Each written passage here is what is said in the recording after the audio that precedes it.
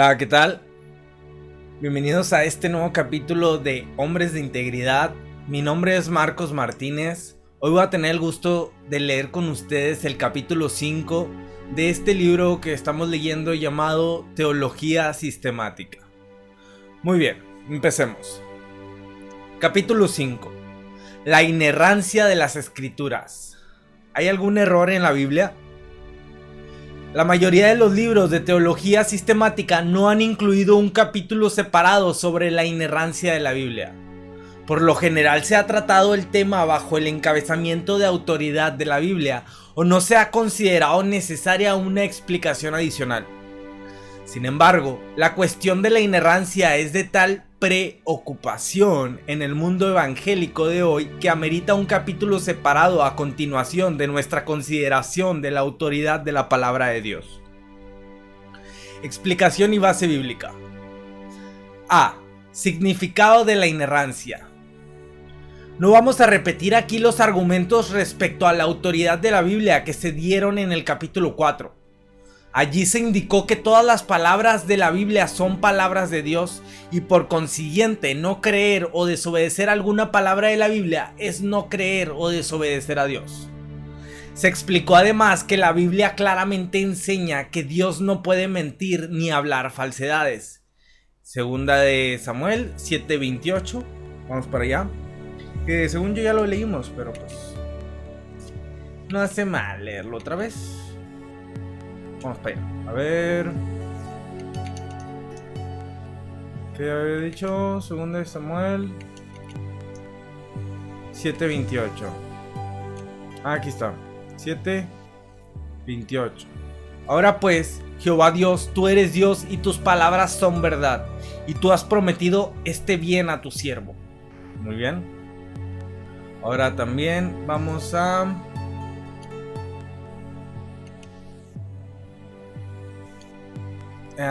Tito 1:2.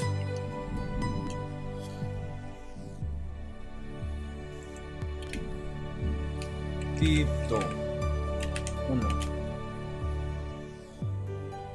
En la esperanza de la vida eterna, la cual Dios, que no miente, prometió desde antes del principio de los siglos. Muy bien. Ahora vamos a otra cita. ¿Cuál es? Hebreos 6:18. Hebreos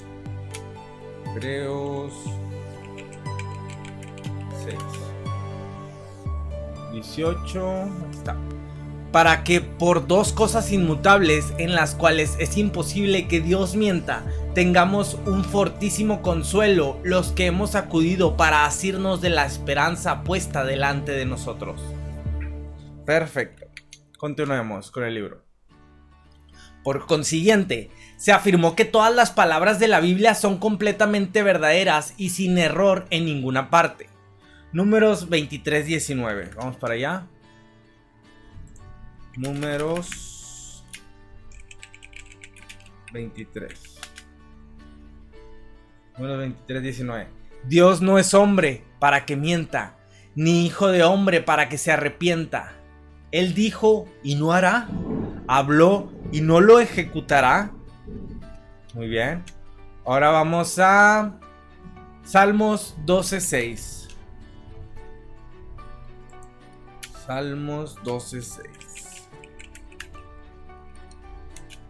12:6. Las palabras de Jehová son palabras limpias, como plata refinada en horno de tierra, purificada 7 veces. Ahora vamos al Salmo 119:89. 89 y 96. 119.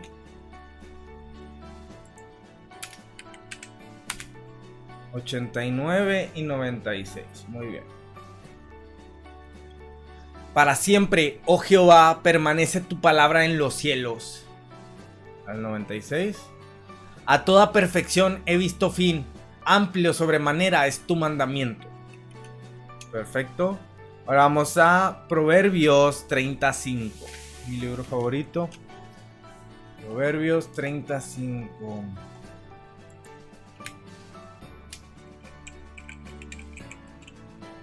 Proverbios 30. Ahí me equivoqué. Proverbios 30. 5. Toda palabra de Dios es limpia. Él es escudo a los que en él esperan. Ahora vamos a Mateo 24:35. Mateo 24:35.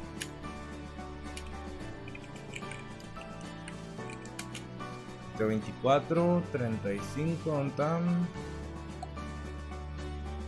Aquí está. El cielo y la tierra pasarán, pero mis palabras no pasarán. Bien.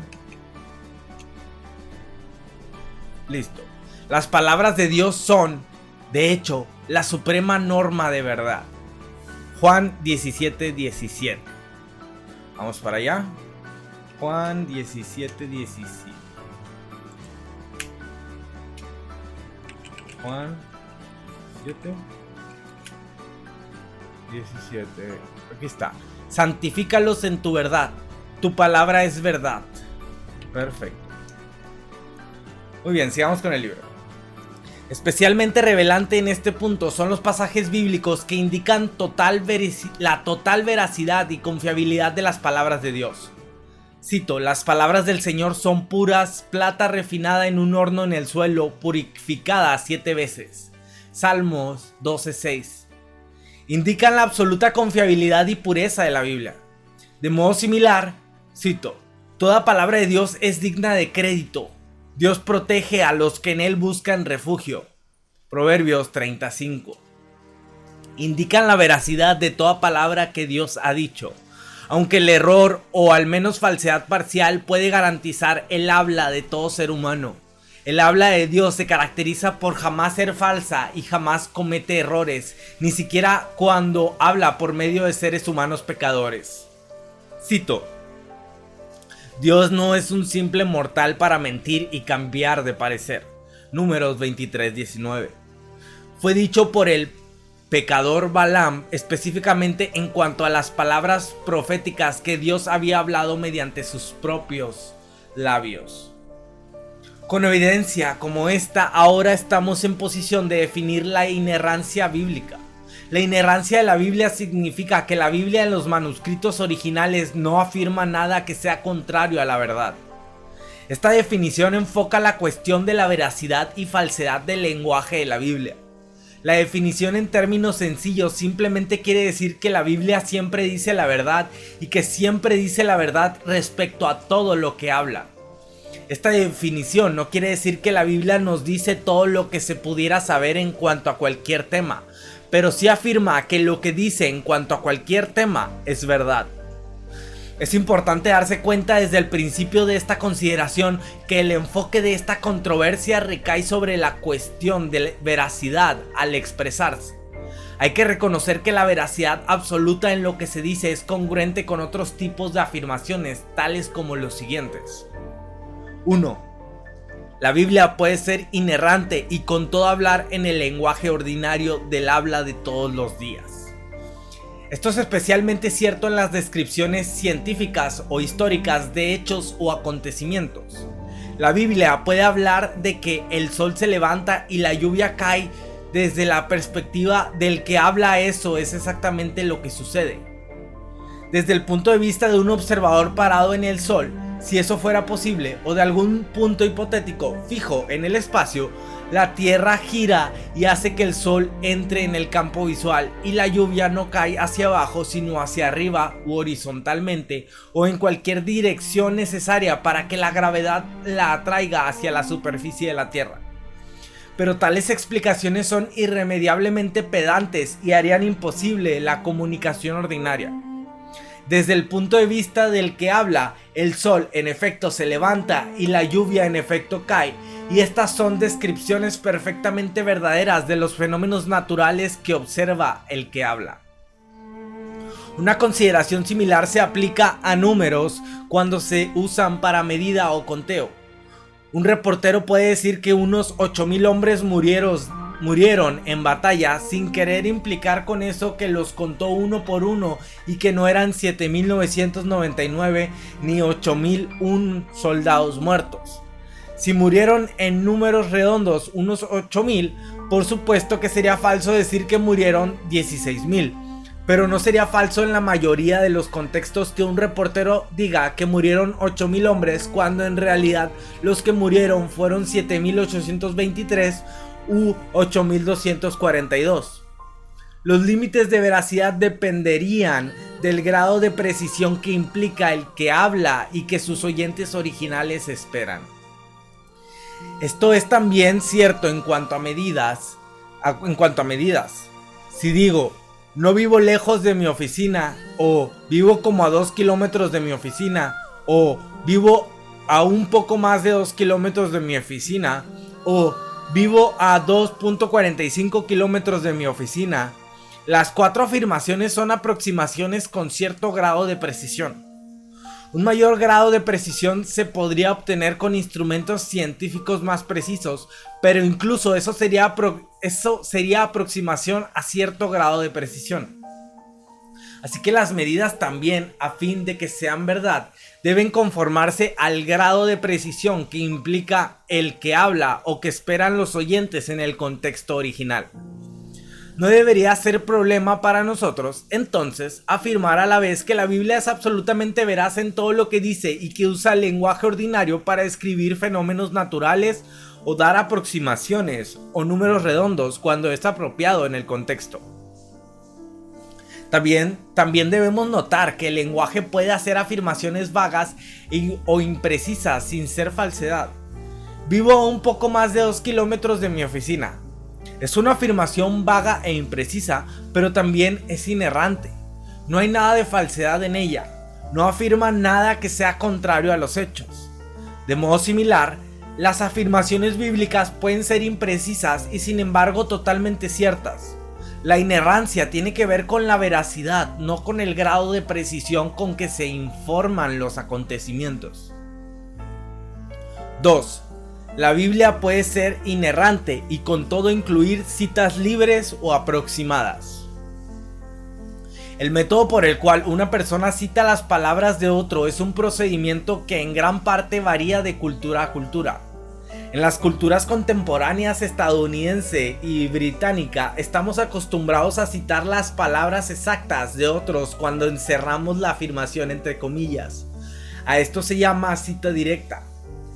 Pero cuando usamos citas indirectas, sin comillas, solo esperamos un informe exacto de la sustancia de la afirmación. Considere esta oración. Cito: Elliot dijo que vendría enseguida a casa para cenar. La oración no cita directamente a Elliot, pero es un informe aceptable y veraz de la afirmación real de Elliot a su padre. Cito: llegaré a casa para cenar en 2 minutos. Aunque la cita indirecta no incluyó ninguna de las palabras originales del que habla. El griego escrito de tiempos del Nuevo Testamento no tenía comillas ni signos de puntuación equivalentes, y una cita correcta de otro necesitaba incluir solo una idea correcta del contenido de lo que la persona dijo. Más bien, como nuestras citas indirectas. No se esperaba que se citara exactamente cada palabra. Entonces, la inerrancia es compatible con citas libres y aproximadas del Antiguo Testamento o de las palabras de Jesús. Por ejemplo, en tanto y en cuanto el contenido no deje de expresar lo que se dijo originalmente. El escritor original ordinariamente no implicaba que estaba usando las palabras exactas del que citaba y solo esas, ni tampoco los oyentes originales esperaban al pie de la letra que así fuera. 3. No es falta a la inerrancia tener en la Biblia construcciones gramaticales fuera de serie y nada comunes. Algunas expresiones de la Biblia son elegantes y excelentes en estilo. Otros escritos bíblicos contienen el lenguaje menos pulido del pueblo común. A veces esto incluye el no seguir las reglas comúnmente aceptadas de la gramática, tales como el uso del verbo en plural, en donde las reglas gramaticales exigirían un verbo en singular, o el uso de un adjetivo femenino, en donde se esperaría un adjetivo masculino, o el deletreo de una palabra diferente al que se usa comúnmente, etc. Estas afirmaciones de estilo o gramática irregular que se hallan especialmente en el libro de Apocalipsis no deben molestarnos porque no afectan la veracidad de las afirmaciones bajo consideración. Una afirmación puede no tener corrección gramatical y sin embargo ser enteramente veraz. Por ejemplo, un leñador analfabeto en algún área rural puede ser el hombre de mayor confianza en el condado, aunque su gramática sea calamitosa, porque se ha ganado la reputación de nunca decir una mentira. De modo similar, hay unas cuantas afirmaciones en la Biblia, en los idiomas originales, que no son gramaticalmente correctas, según las normas corrientes de gramática apropiadas en ese tiempo, y sin embargo son inerrantes porque son completamente veraces. La cuestión es la veracidad de lo que se dice. B. Algunos retos presentes a la inerrancia. En esta sección examinaremos las principales objeciones que comúnmente se presentan contra el concepto de la inerrancia. 1. La Biblia es solo autoritativa en cuanto a fe y práctica. Una de las objeciones más frecuentes la presentan los que dicen que el propósito de la Biblia es enseñarnos cuestiones que tienen que ver solamente con fe y práctica. Es decir, en cuestiones que se relacionan directamente con nuestra fe religiosa o a nuestra conducta ética. Esta posición permitiría la posibilidad de afirmaciones falsas en la Biblia, por ejemplo, en otros aspectos tales como detalles históricos menores o información científica. Esos aspectos, se dice, no tienen que ver con el propósito de la Biblia, que es instruirnos en lo que debemos creer y cómo debemos vivir. Los que abogan por esta posición a menudo prefieren decir que la Biblia es infalible, pero vacilan en usar la palabra inerrante. La respuesta a esta objeción se puede indicar como sigue. La Biblia repetidamente afirma que toda la escritura es útil para nosotros. Segunda de Timoteo 3:16. Vamos para allá. Segunda de Timoteo 3:16. Segunda Timoteo 3:16, aquí está. Toda la escritura es inspirada por Dios y útil para enseñar, para redarguir, para corregir, para instruir en justicia. Muy bien. Y que toda ella es inspirada por Dios. Por consiguiente, es completamente pura. Salmos 12:6. Eso ya lo vimos, lo de plata refinada hasta 7 veces. Perfecta. Salmos 119:96. Listo. Ya lo leímos. Y verdadera. Proverbios 30:5. La Biblia no hace ninguna restricción en cuanto a la clase de temas de los cuales habla con veracidad. El Nuevo Testamento contiene afirmaciones adicionales de la confiabilidad de todas las partes de las Escrituras. En Hechos 24:14, Pablo dice que adora a Dios, cito, de acuerdo con todo lo que enseña la ley y creo lo que está escrito en los profetas. En Lucas 24:25, Jesús dice que los discípulos son torpes porque son tardos de corazón para creer todo lo que han dicho los profetas. En Romanos 15:4, Pablo dice que todo lo que se escribió en el Antiguo Testamento se escribió para enseñarnos. Estos pasajes no dan indicación de que alguna parte de las escrituras no sea confiable por completo. De modo similar, en 1 Corintios 10:11, Pablo puede referirse incluso a detalles históricos menores del Antiguo Testamento. Sentarse para comer y beber, levantarse para bailar, y puede decir que lo uno y lo otro sucedió, por consiguiente implicando confiabilidad histórica y quedó escrito para advertencia nuestra. Si empezamos a examinar la manera en que los autores del Nuevo Testamento confiaron en los detalles incluso más pequeños de la narrativa del Antiguo Testamento, no vemos ninguna intención de separar nuestros asuntos de fe y práctica, ni de decir que esto de alguna manera es una categoría reconocible de afirmaciones, ni que implica que las afirmaciones que no estén en esa categoría no son confiables o no se debe pensar que son inerrantes. Más bien, parece que los autores del Nuevo Testamento están dispuestos a citar y afirmar como verdadero todo detalle del Antiguo Testamento. En la lista que sigue hay algunos ejemplos de estos detalles históricos citados por autores del Nuevo Testamento. Si todos estos son asuntos de fe y práctica, entonces todo detalle histórico del Antiguo Testamento es asunto de fe y práctica, y esta objeción deja de ser objeción a la inerrancia. Por otro lado, si se puede afirmar tantos detalles, entonces parece que todos los detalles históricos del Antiguo Testamento se pueden afirmar como verdaderos, y no debemos hablar de restringir la necesaria veracidad de las escrituras a alguna categoría de fe y práctica que excluiría algunos detalles menores. No hay tipos de detalles que no se pudieran afirmar como verdaderos. El Nuevo Testamento nos da la siguiente información. David comió del pan de la proposición. Mateo 12, 3 y 4. Jonás estuvo en un gran pez. Mateo 12, 40. Los hombres de Nínive se arrepintieron. Mateo 12, 41. La reina del sur vino para oír a Salomón. Mateo 12, 42. Elías fue enviado a la viuda de Sarepta. Lucas 4, 25 y 26. El sirio de Naamán fue limpiado de su lepra. Lucas 4, 27. El día en que Lot salió de Sodoma, fuego y azufre llovió del cielo. Lucas 19, 29.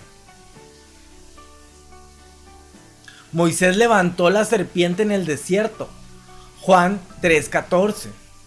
Jacob le dio un terreno a José. Juan 4, 5. Muchos detalles que ocurrieron en la historia de Israel. Hechos 13, 17, 23. Abraham creyó y recibió la promesa antes de ser circuncidado. Romanos 4, 10. Abraham tenía como 100 años. Romanos 4, 19. Dios le dijo a Rebeca antes de que nacieran sus hijos que el mayor serviría al menor. Romanos 9, 10 al 12. Elías habló con Dios. Romanos 11, 2 al 4. El pueblo de Israel pasó por el mar, comió y bebió alimento y bebida espiritual, deseó el mal, se sentó a beber y se levantó a bailar, se entregó a la inmoralidad, se quejó y fueron destruidos.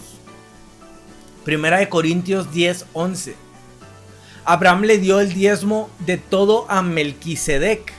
Hebreos 7, 1 al 2. El tabernáculo del Antiguo Testamento tenía un diseño específico y detallado. Hebreos 9, del 1 al 5. Moisés roció al pueblo y los enseres del tabernáculo con agua y sangre, usando lana escarlata e hisopo. Hebreos 9, 19 al 21. El mundo fue creado por la palabra de Dios. Hebreos 11:3. Muchos detalles de la vida de Abel, Enoc, Noé, Abraham, Moisés, Rahab y otros en realidad sucedieron. Hebreos 11. Esaú vendió su primogenitura por una sola comida y después quiso con lágrimas recuperarla. Hebreos 12, 16 al 17. Rahab recibió a los espías y los envió por otro camino. Santiago 2:25. 8 personas se salvaron en el arca. Primera de Pedro 3:20 y segunda de Pedro 2:5. Dios convirtió a Sodoma y Gomorra en cenizas, pero salvó a Lot. Segunda de Pedro 3, del 6 al 7. El asna de Balaam habló. Segunda de Pedro 2:16. Esta lista indica que los escritores del Nuevo Testamento estuvieron dispuestos a descansar en la veracidad de cualquier parte de las narraciones históricas del Antiguo Testamento. Ningún detalle fue demasiado insignificante para usarse para la instrucción de los cristianos del Nuevo Testamento. No hay indicación alguna de que pensarán en alguna categoría de afirmaciones bíblicas que no fueran confiables y fidedignas, tales como afirmaciones históricas y científicas, a diferencia de pasajes doctrinales o morales. Parece claro que la Biblia misma no respalda ninguna restricción de algún tipo de temas de los cuales habla con absoluta autoridad y verdad. Ciertamente muchos pasajes de la Biblia en realidad anulan la validez de esta clase de restricción. Una segunda respuesta a los que limitan la necesaria veracidad de la Biblia a asuntos de fe y práctica es notar que esta posición confunde el propósito principal de la Biblia con el propósito total de la Biblia. Decir que el propósito principal de la Biblia es enseñarnos asuntos de fe y práctica es hacer un sumario útil y correcto del propósito de Dios al darnos la Biblia. Pero un sumario incluye solo el propósito más prominente de Dios al darnos las Escrituras. No es, sin embargo, legítimo usar este sumario para negar que es parte del propósito de la Biblia darnos detalles históricos menores o hablarnos acerca de algunos aspectos de astronomía o geografía y cosas por el estilo. Un sumario no se puede usar apropiadamente para negar las cosas que se está resumiendo. Usarlo de esta manera simplemente mostraría que el sumario no es lo suficiente detallado para especificar los asuntos en cuestión. Es mejor decir que todo el propósito de la Biblia, es decir, todo lo que dice sobre cualquier tema. Cada una de las palabras de Dios en la Biblia, Él la consideró importante para nosotros. Por eso Dios da severas advertencias a cualquiera que quita incluso una palabra de lo que Él nos ha dicho. Deuteronomio 4.2 y 12.32. Vamos para allá. Deuteronomio 4.2. Eso ya lo hemos leído antes.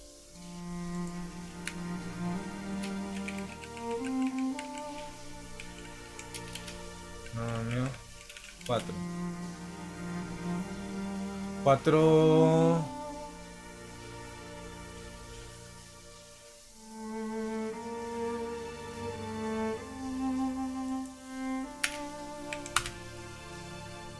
Aquí está, 4.2. No añadiréis a la palabra que yo os mando, ni disminuiréis de ella, para que guardéis los mandamientos de Jehová vuestro Dios, que yo os ordeno. Muy bien. Ahora, ¿cuál era la otra? 12.32. Vamos para allá. 12.32.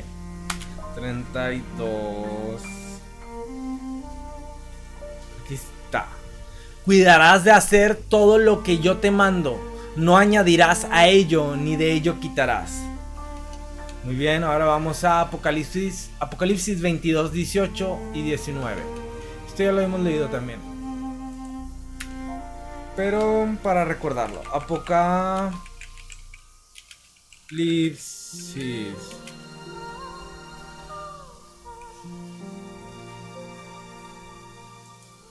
'Apocalipsis qué era? 22, 18. 22, 18 y 19. Yo testifico a todo aquel que oye las palabras de la profecía de este libro. Si alguno añadiere a estas cosas, Dios traerá sobre él las plagas que están escritas en este libro. Y si alguno quitare de las palabras del libro de esta profecía, Dios quitará su parte del libro de la vida y de la santa ciudad y de las cosas que están escritas en este libro. Muy bien. No podemos ni añadir a las palabras de Dios ni quitarles nada, porque todas son parte de su propósito más amplio al hablarnos. Todo lo que se dice en la Biblia está allí porque Dios quiso que estuviera allí. Dios no dice nada sin propósito, así que la primera objeción a la inerrancia hace un uso errado de un sumario y por consiguiente incorrectamente intenta imponer límites artificiales a la clase de cosas respecto a las cuales Dios puede hablarnos. 2. El término inerrancia es un término pobre. Los que hacen esta segunda objeción dicen que el término inerrancia es demasiado preciso y en el uso ordinario denota una clase de precisión científica absoluta que no queremos afirmar en cuanto a la Biblia. Es más, los que hacen esta objeción notan que el término inerrancia no se usa en la Biblia misma. Por consiguiente, probablemente es un término inapropiado para que nosotros insistamos en él. La respuesta a esta objeción se puede indicar como sigue. Primero, Los eruditos que han usado el término inerrancia lo han definido claramente por más de 100 años y siempre han dado campo a las limitaciones que se añaden al habla del lenguaje ordinario. No ha habido un representante responsable de la posición de la inerrancia que haya usado el término para denotar una clase de precisión científica absoluta. Por consiguiente, los que presentan esta objeción al término no están dando atención cuidadosa suficiente a la manera en que éste se ha usado en el debate teológico por más de un siglo. Segundo, se debe notar que a menudo usamos términos que no son bíblicos para resumir una enseñanza bíblica. La palabra Trinidad no aparece en la Biblia, ni tampoco la palabra encarnación. Sin embargo, estos términos son muy útiles porque nos permiten resumir en una palabra un concepto bíblico verdadero y son por consiguiente útiles para permitirnos debatir más fácilmente una enseñanza bíblica. También se debe notar que no se ha propuesto ninguna otra palabra que diga tan claramente lo que queremos afirmar cuando queremos hablar de la total veracidad en el lenguaje. La palabra inerrancia lo hace muy bien y parece no haber razón para no continuar usándola con ese propósito. Finalmente, en la iglesia hoy parece que no podemos sostener un debate sobre este tema sin usar este término. La gente puede objetar el uso de este término si lo desean, pero les guste o no, este es un término en torno al cual el debate ha girado y casi ciertamente continuará así en las próximas décadas. Cuando el Concilio Internacional sobre la Inerrancia Bíblica, ICBI por sus siglas en inglés, en 1977 empezó una campaña de 10 años para promover y defender la idea de la inerrancia bíblica, se hizo inevitable que sería en torno a esta palabra que procedería el debate. La Declaración de Chicago sobre la inerrancia bíblica, que se redactó y publicó en 1978 bajo auspicios del ICBI, definió lo que la mayoría de los evangélicos quiere decir por inerrancia, tal vez no perfectamente, pero bastante bien, y objeciones ulteriores a un término para ampliamente usado y bien definido parece innecesaria e inútil para la iglesia. 3. No tenemos manuscritos inerrantes, por consiguiente, hablar de una Biblia inerrante confunde. Los que hacen esta objeción señalan el hecho de que la inerrancia siempre se ha atribuido a las primeras copias originales de los documentos bíblicos. Sin embargo, ninguno de estos sobrevivió. Tenemos solo copias de lo que Moisés, Pablo o Pedro escribieron. ¿De qué sirve entonces asignar tanta importancia a una doctrina que se aplica solo a manuscritos que nadie tiene? En respuesta a esta objeción se puede indicar, primero, que para más de 99% de las palabras de la Biblia sabemos lo que decían los manuscritos originales.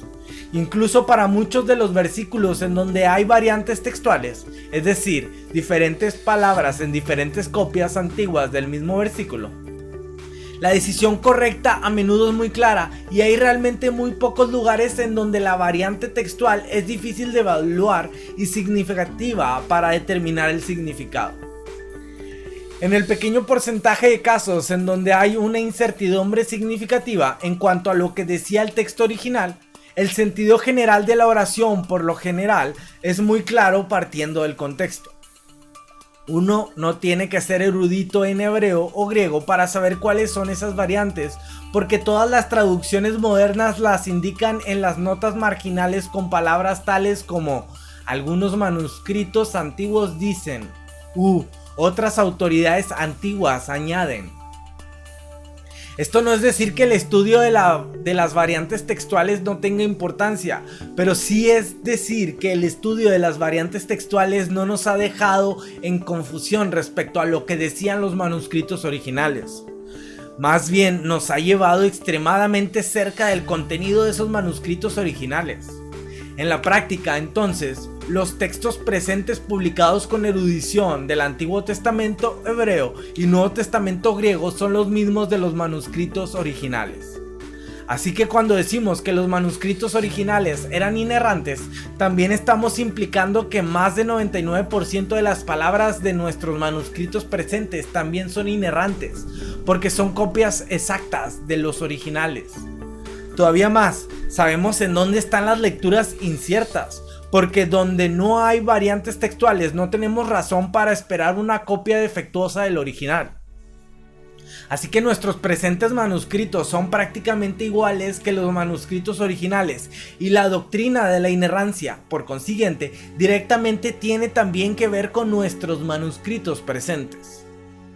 Además, es extremadamente importante declarar la inerrancia de los documentos originales, porque las copias subsiguientes fueron hechas por hombres que no decían tener garantía de parte de Dios de que sus copias iban a ser perfectas.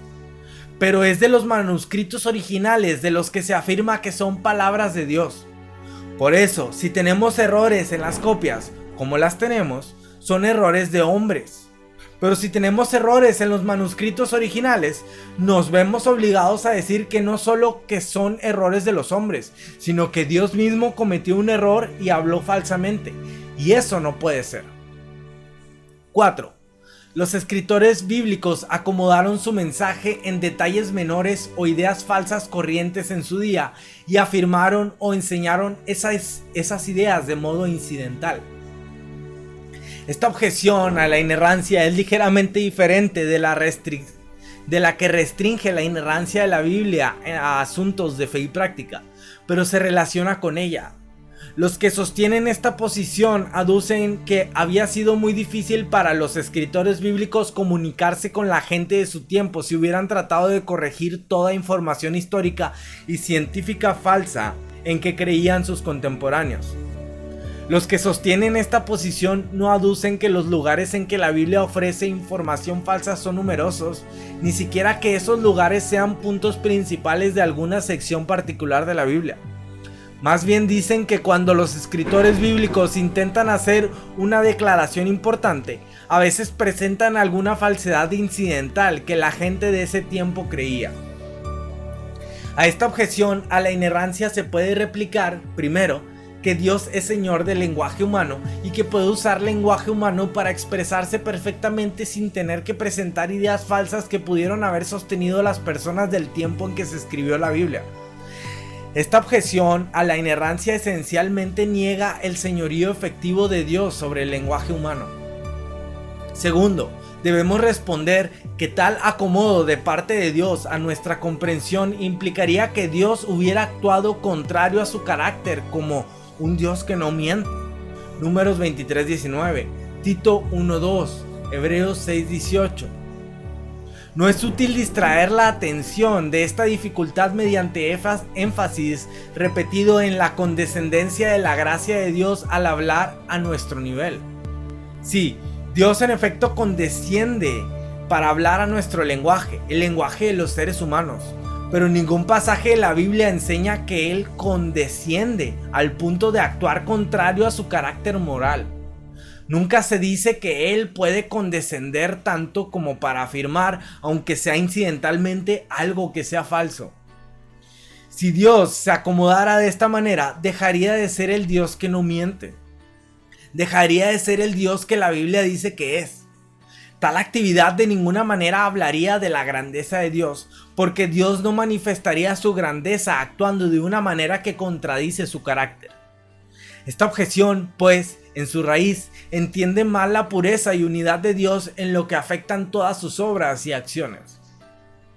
Es más, tal proceso de acomodo, si en realidad hubiera ocurrido, hubiera creado un problema moral serio para nosotros. Debemos ser imitadores del carácter moral de Dios. Levítico 11:44, vamos para allá. Levítico 11:44.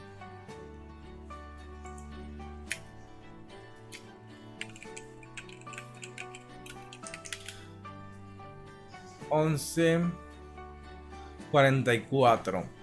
Porque yo soy Jehová vuestro Dios, vosotros por tanto os santificaréis y seréis santos, porque yo soy santo. Así que no contaminéis vuestras personas con ningún animal que se arrastre sobre la tierra. Muy bien, ahora vamos a Lucas 6:36. Lucas 6:36.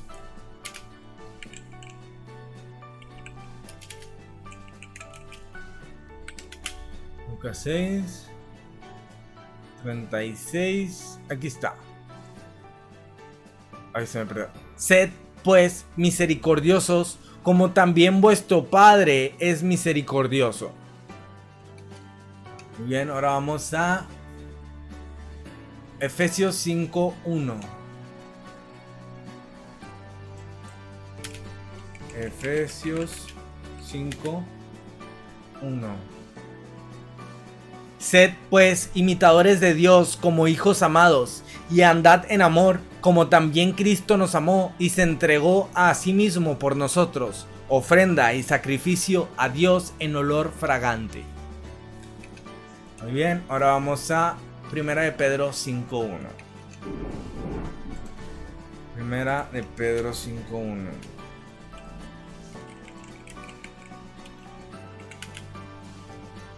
Ruego a los ancianos que están entre vosotros, yo anciano también con ellos y testigo de los padecimientos de Cristo, que soy también participante de la gloria que será revelada.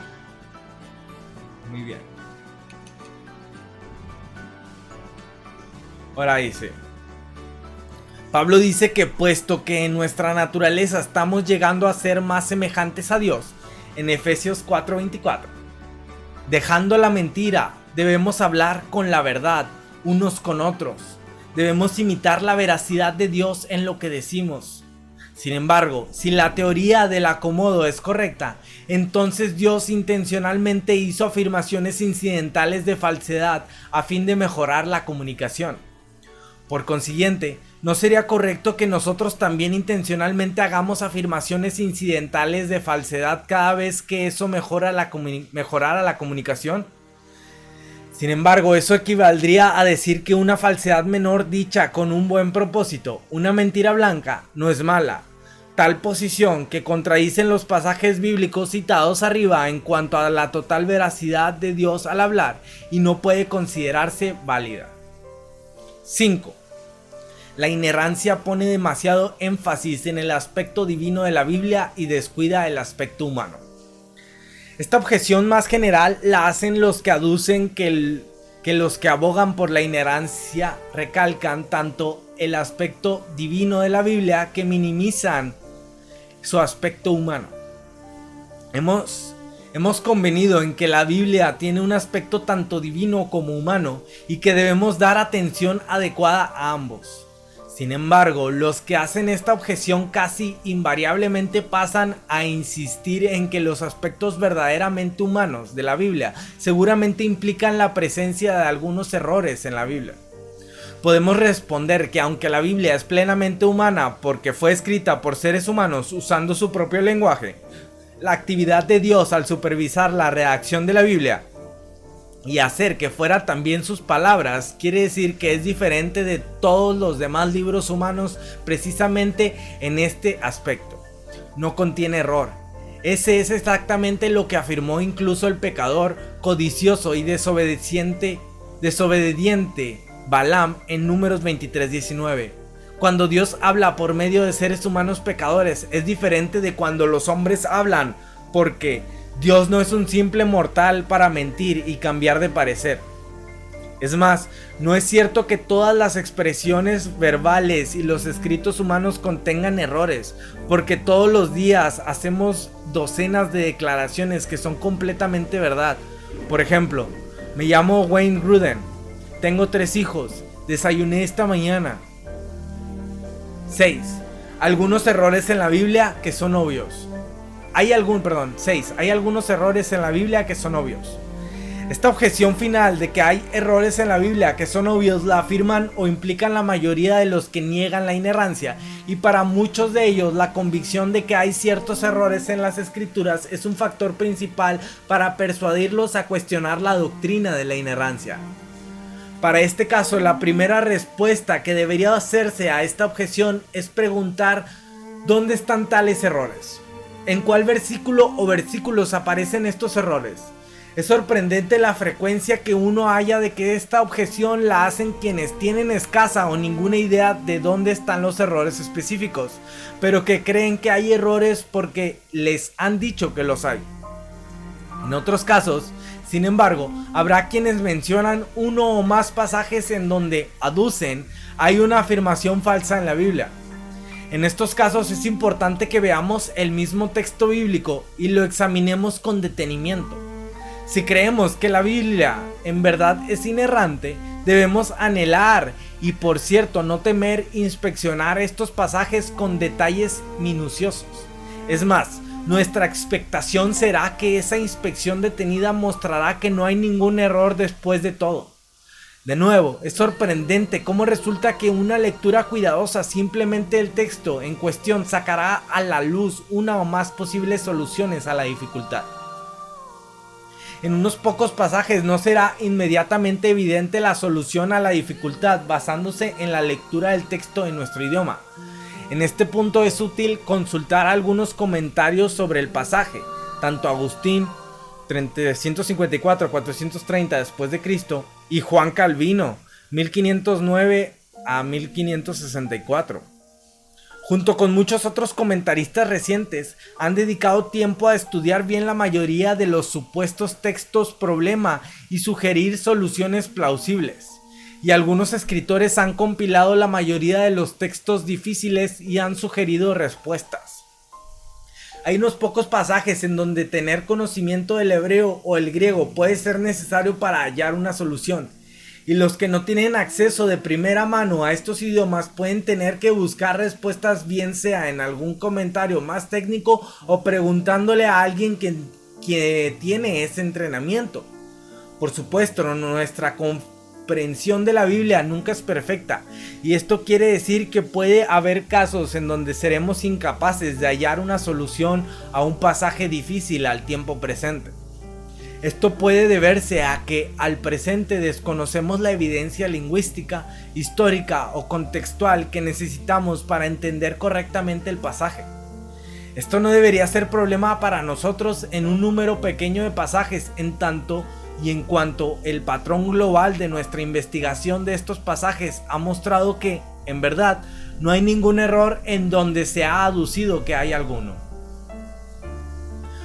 Pero aunque debemos admitir que hay la posibilidad de que no podamos resolver un problema en particular, también se debe indicar que hay muchos eruditos bíblicos evangélicos hoy que dicen que al presente no tienen conocimiento de ningún texto con problema para el cual no haya una solución satisfactoria.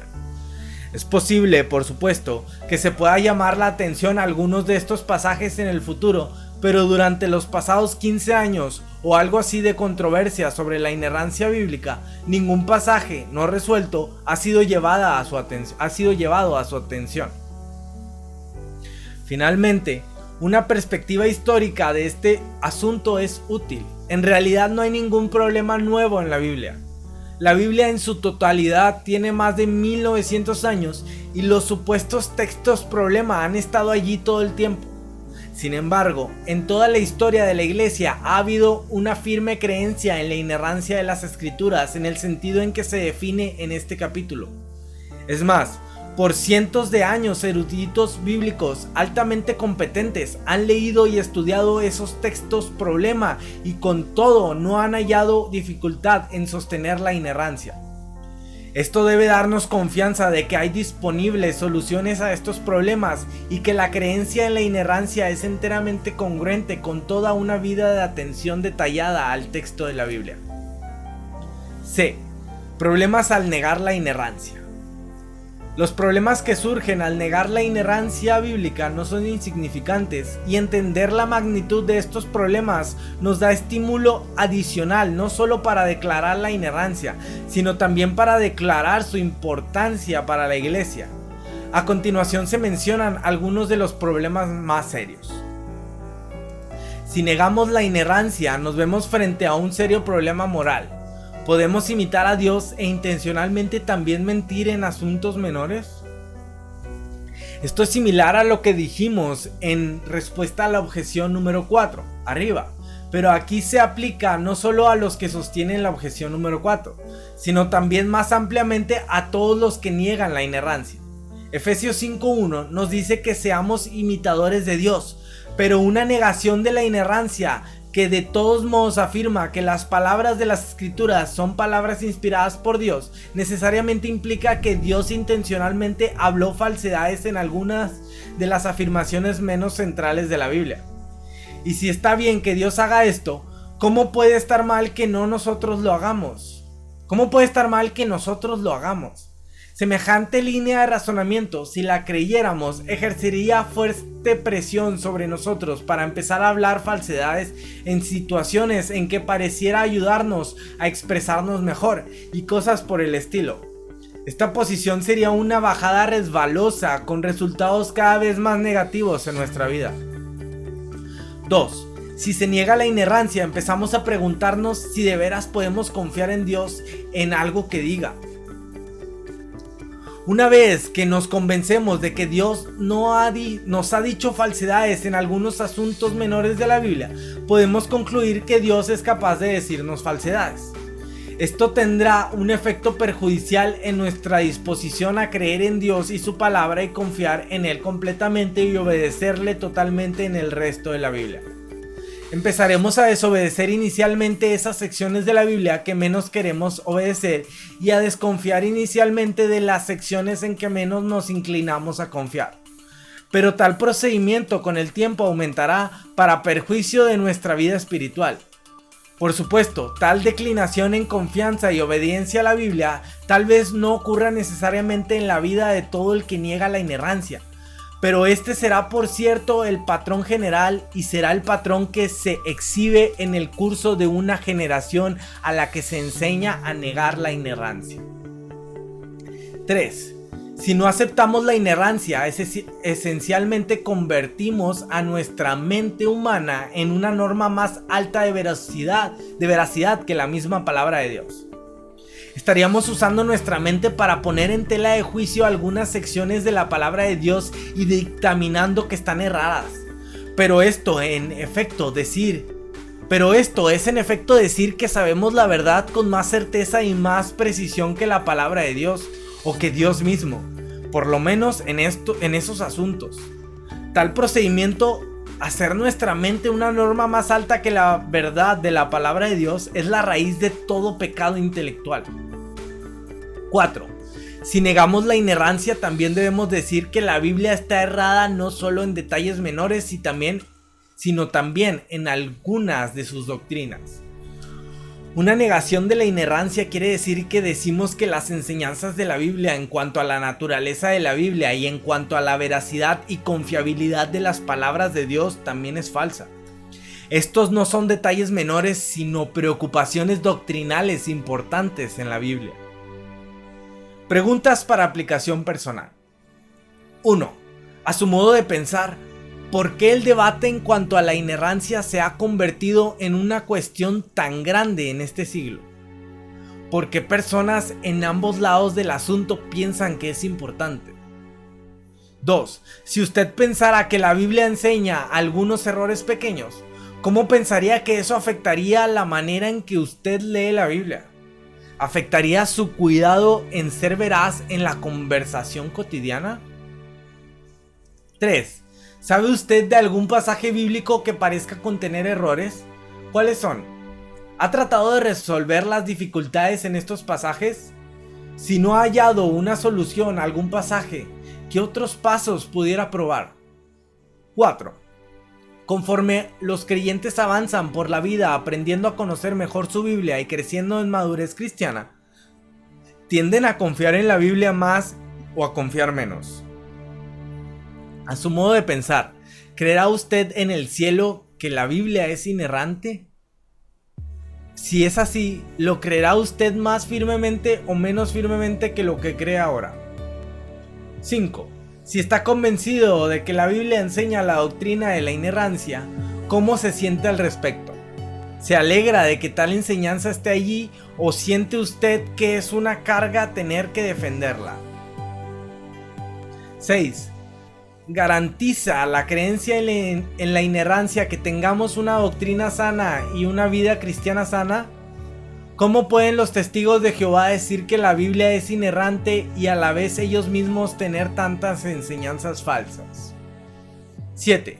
Si usted está de acuerdo con la inerrancia, piensa que la inerrancia debería ser un requisito para membresía en la iglesia, para enseñar en una clase de escuela dominical, para ser nombrado para un cargo en la iglesia, tal como anciano, diácono, para ser ordenado como pastor y para enseñar en un seminario teológico. ¿Por qué sí? ¿Por qué sí o por qué no? 8. Cuando hay controversias doctrinales en la iglesia, ¿cuáles son los peligros personales que enfrentan quienes sostienen una posición más congruente con la Biblia? En particular, ¿cómo puede el orgullo en la doctrina correcta convertirse en un problema? ¿Cuál es la solución? ¿Piensa usted que la inerrancia es una cuestión importante para el futuro de la iglesia? ¿Por qué sí y por qué no? A su modo de pensar, ¿cómo se resolverá? Muy bien, ahora vayamos al pasaje bíblico para memorizar. Muy bien, preparen su pluma, su libreta, pónganle pausa, ya que lo tengan, lo reproducen. Vamos para allá. Pasaje bíblico para memorizar. Salmo 12:6. Las palabras del Señor son puras, son como la plata refinada, 7 veces purificada en el crisol. Muy bien, ahora vamos al himno. Himno, la ley del Señor perfecta es. Esta moderna expresión del Salmo 19, del 7 al 11, expresa la perfección de la palabra de Dios en varias maneras diferentes y muestra varios aspectos de su aplicación a nuestra vida, a nuestras vidas. La ley de Dios perfecta es, convierte al pecador, su testimonio es tan fiel que al simple iluminó. Los mandamientos del Señor dan gozo al corazón, tan puro su precepto es que aclara la visión. Es limpio el temor de Dios que permanecerá. Los sabios juicios del Señor son justos, son verdad. Deseables más que el oro son. Sus juicios muchos son, aún más dulces que la miel que fluye del panal.